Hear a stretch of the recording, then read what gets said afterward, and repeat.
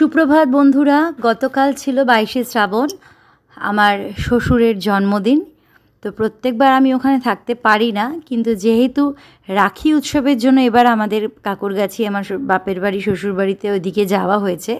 তো যথারীতি যখন জানতে পারলাম যে আজকে 22শে শ্রাবণ শ্বশুরের জন্মদিন, তো সন্ধেবেলা একটা ছোট্ট কেক এনে আমি কিন্তু একটু মানুষগুলোকে আনন্দ দেওয়ার চেষ্টা করেছি। শ্বশুর প্রথমে একটু রাগারাগি করছিল যে এত বয়স হয়ে গেছে, কেন এসব করার কী দরকার, কিন্তু পরে কিন্তু তার মুখে সুন্দর একটা হাসি ছিল। সে তার দুই নাতিকে নিয়ে, পাশে দেখো আমাদের ছোট্ট মামাই, সবাইকে নিয়ে সে কিন্তু কেক কেটেছে। আমরা কিন্তু তার জন্মদিনটা খুব সুন্দরভাবে সেলিব্রেট করেছি। ছোট হলেও, সাময়িক হলেও আমার শ্বশুরের মুখে কিন্তু সুন্দর একটা হাসি ছিল। তো এর পরেই ছিল রাখি ফেস্টিভ্যালের উৎসব। তো গতকালই আমরা রাখিটা সেরে ফেলেছি। টাটা।